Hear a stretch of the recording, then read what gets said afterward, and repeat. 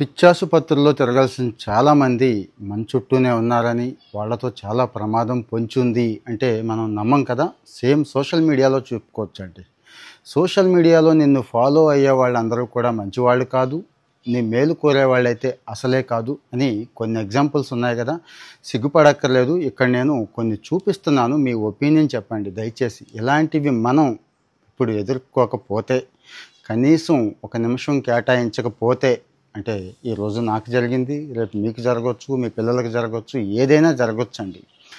నిన్న Google campus అమరావతిలో రావచ్చు. మీరు ఒకసారి యూట్యూబ్లో కొట్టండి, ఎంతోమంది చెప్పారు నేను చెప్పిన తర్వాత. అంటే సిఆర్డీఏలో నాకు తెలిసిన ఆఫీసర్లు ఉంటారు, నేను కూడా గవర్నమెంట్లోనే ఉన్నాను కాబట్టి వాళ్ళని అడిగితే అవునండి వచ్చారు, చూసుకున్నారు, వెళ్ళారు అన్నారు. ఏదో ఫోటో దొరికింది, దాన్నే పెట్టి, అది కూడా ఏరియా అది మెన్షన్ చేయలేం, మళ్ళీ రియల్ ఎస్టేట్ గోలా ఎందుకు అని చెప్పి. అలాగని నేను సూపరు అద్భుతం అని చెప్పలేదు. ఒక గూగుల్ కంపెనీ వస్తే ఏం మేలు జరుగుద్ది, ఒకవేళ మనకు ఉద్యోగాలు రాకపోయినా ఎవరెవరికి వచ్చే అవకాశం ఉంటుందని పెడితే, ఈ ఉద్యోగాలు తెచ్చుకోవలసిన కుర్రాళ్ళు, నేను చెప్పాను కదా, ఇక వేమనాలంటే వీళ్ళని పరమ బేవర్స్గా మారిపోయారు కొంతమంది మాత్రమే, దయచేసి గమనించండి.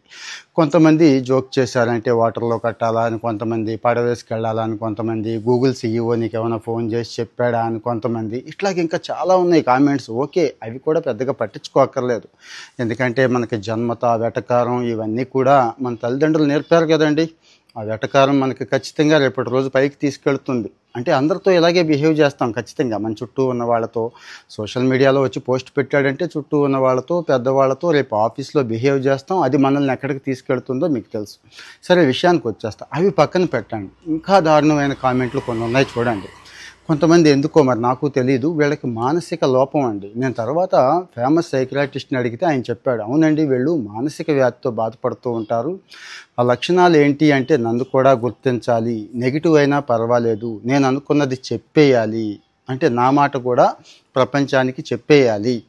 అది మోస్ట్ నెగిటివ్గా ఉంటే ఇంకా ఎక్కువ మందిని అట్రాక్ట్ చేయొచ్చు. అలాగే వీళ్ళకి కొంతమంది మీద కోపం ఉంటుందంటండి, ఇంట్లో కానీ చుట్టూ ఉన్న వాళ్ళ మీద కానీ విపరీతమైన ద్వేషం, కోపం.